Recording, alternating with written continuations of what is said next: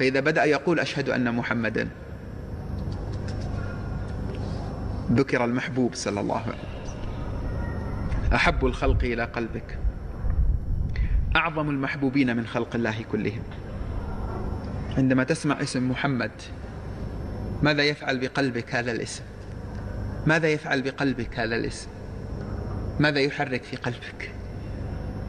سيدنا بلال عندما انتقل الحبيب صلى الله عليه وسلم إلى الرفيق الأعلى، هذه القصة حسنها غير واحد من الحفاظ، لما انتقل المصطفى إلى الرفيق الأعلى لم يستطع بلال أن يحتمل البقاء في المدينة، لأن كل شيء فيها يذكره بمواقف كانت بينه وبين المصطفى، فارتحل إلى أرض الشام، إلى هذا البلد المقدس المبارك الذي دعا له النبي صلى الله عليه وسلم، إلى دارية قريبة من دمشق، وتزوج هناك.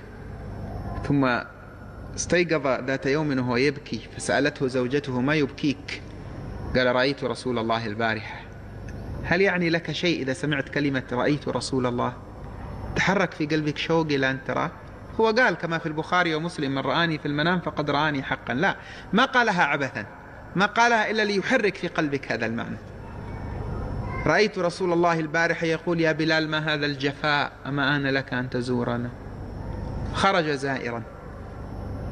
في قصة عظيمة منها أنه لما وقف بكى ولم يتمالك نفسه، لقيه سيدنا الصديق رضي الله عنه: يا بلال هل أذنت لنا كما كنت تؤذن لرسول الله؟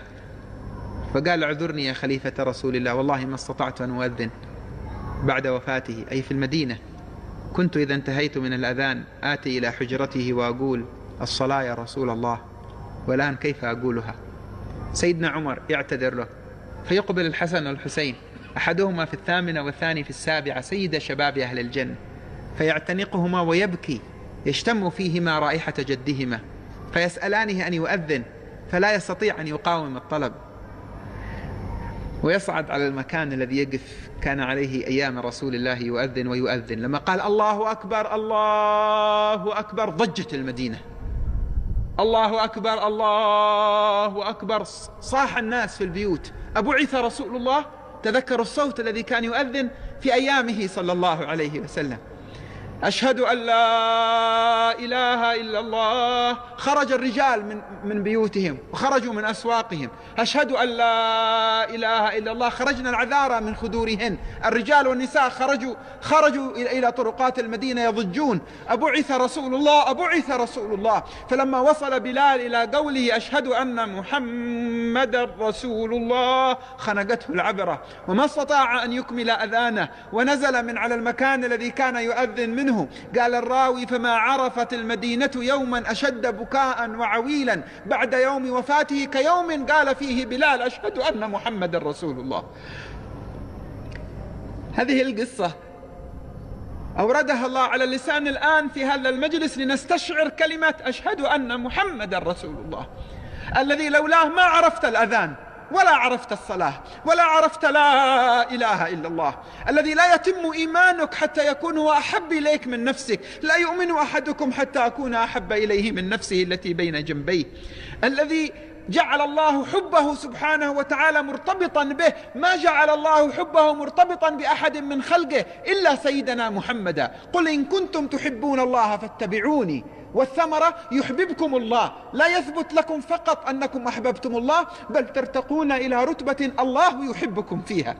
فإذا سمعت المؤذن 5 مرات في كل يوم يكرر: أشهد أن محمد رسول الله، تعرف تقول: أشهد أن محمد رسول الله بعده ترديدا كما هي السنة، بقلب حاضر، بقلب يستشعر الصلة بهذا الجناب الشريف، بهذا الحبيب المحبوب صلى الله عليه وسلم.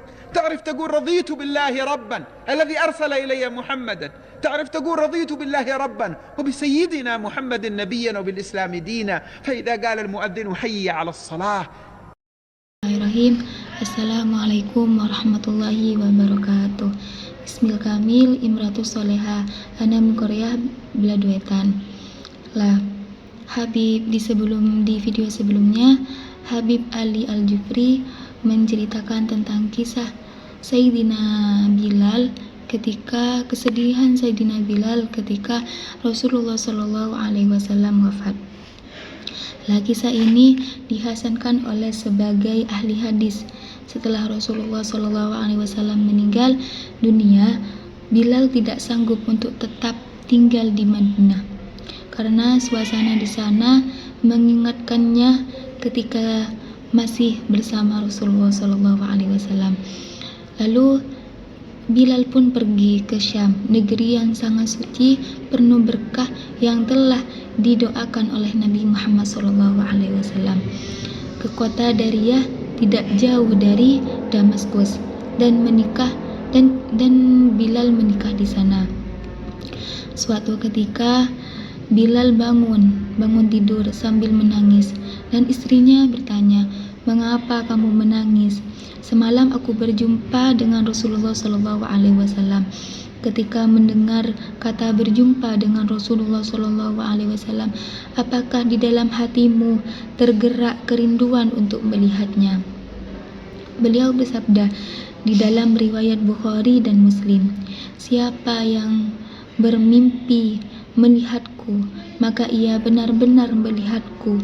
Rasul tidak mengatakannya tanpa alasan, namun untuk menggerakkan makna ini dalam hati kita. "Aku bermimpi bertemu Rasulullah SAW. Ia berkata, 'Wahai Bilal, mengapa kamu tidak mengunjungi kami?' Bilal pun pergi untuk berziarah pada kisah yang mulia seperti ia tidak sanggup menahan tangisannya. Sayyidina Abu Bakar berjumpa dengannya dan berkata, 'Wahai Bilal, bersediakah kamu berazan untuk kami seperti dahulu ketika kamu berazan untuk Rasulullah SAW? Maafkan aku, wahai Khalifah Rasulullah SAW.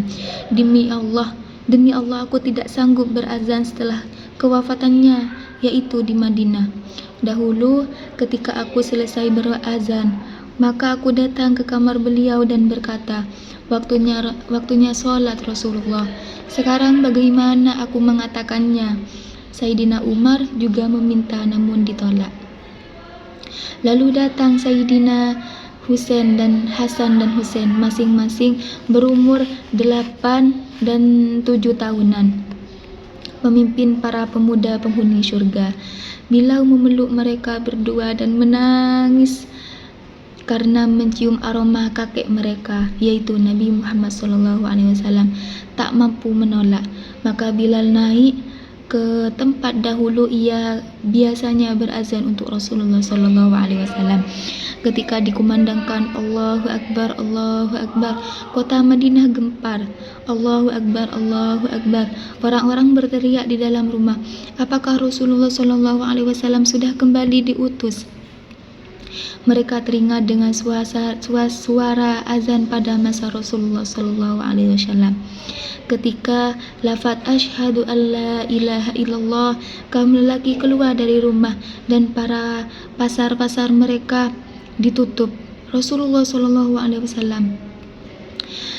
ketika kedua kalinya lafaz asyhadu anna Muhammad, asyhadu alla ilaha illallah, kaum wanita pun keluar dari rumah mereka. Kaum lelaki dan wanita keluar ke jalan-jalan Madinah seraya berteriak, apakah Rasulullah SAW diutus kembali? Ketika Bilal sampai pada asyhadu anna Muhammadar Rasulullah, kesedihan seluruh umat manusia di sana sedih semua mengalahkannya dan ia tak sanggup menyelesaikan azannya. Kemudian Bilal turun dari tempat berazan. Perawi mengajarkan setelah wafatnya Rasulullah SAW, kota Madinah tidak pernah mengalami tangisan yang luar biasa yang lebih dahsyat daripada hari ketika beliau berkumandang asyhadu anna Muhammadar Rasulullah. Kisah ini diceritakan Allah melalui lisan saya pada majlis ini supaya kita dapat merasakan kalimat asyhadu anna Muhammadar Rasulullah yang tampaknya kita takkan mengenal azan maupun solat, tidak pula mengetahui bahwa tiada Tuhan selain Allah, yang mana keimanan kita tidak sempurna kecuali kita lebih mencintai Rasul daripada diri kita sendiri. tidaklah kalian beriman kecuali lebih mencintaiku daripada dirinya sendiri, yang mana Allah menjadikan kecintaan padanya berkaitan dengan Rasulullah SAW, dan Allah tidak menjadikan kecintaan padanya berkaitan dengan makhluknya kecuali hanya Nabi Muhammad SAW. Katakanlah, jika kamu mencintai Allah, maka ikutilah aku, Nabi Muhammad SAW. Apa hasilnya? Niscaya Allah akan mencintai kalian. Tidak hanya ditetapkan mencintai Allah, namun kalian juga meningkatkan pada derajat bahwa Allah mencintai kalian. Ketika kamu mendengar suara muazzin 5 kali dalam sehari yang mengulangi lafaz asyhadu anna Muhammadar Rasulullah, dan kamu mengulangi lafaznya 1 kali sebagaimana disunnahkan dengan hati yang khusyuk dan merasakan hubungan dengan sang kekasih, yaitu Nabi Muhammad SAW. Ini kamu mengatakan, aku rela dengan Allah sebagai Tuhan yang telah mengutus Nabi Muhammad SAW, dan aku rela dengan Allah sebagai Tuhan Sayyidina Muhammad sebagai Nabi dan Islam sebagai agama. Mungkin hanya ini yang dapat saya sampaikan. Semoga apa yang sudah Habib Syekh sebelumnya menyampaikan, semoga kita selalu mengingat Nabi Muhammad, selalu bersolawat kepadanya. Assalamualaikum warahmatullahi wabarakatuh.